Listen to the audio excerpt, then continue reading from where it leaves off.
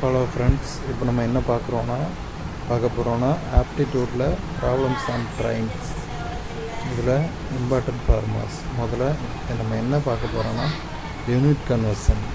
KMPH kilometre per hour to metre per second. இந்த unit conversion தான் பார்க்க போகிறோம்.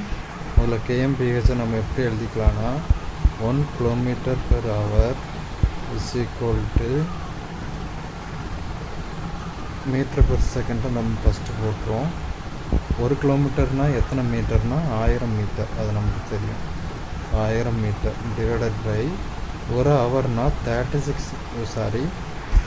1 hour is equal to 1 hour is equal to 60 minutes.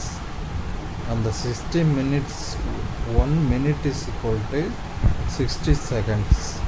அப்போ 60 into 60 seconds. அப்போது இந்த 2 ஜீரோக்கு கீழே உள்ள 2 ஜீரோ கேன்சல் ஆகிடும்.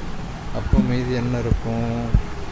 10/6 into 6 இருக்கும் மீட்டர் பெர் செகண்ட்.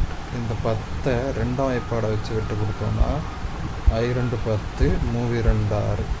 அப்போ என்ன இருக்கும்?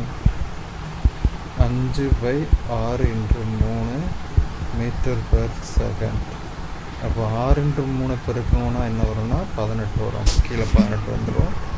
So 1 kilometre per hour 1 KMPH is equal to 5/18 metre by second. இதே 1 மீட்டர் பை செகண்ட் அப்படின்னா 1 metre by second is equal to 18/5 kilometre per hour. இதுதான் யூனிட் கன்வர்ஷன் பேசிக்.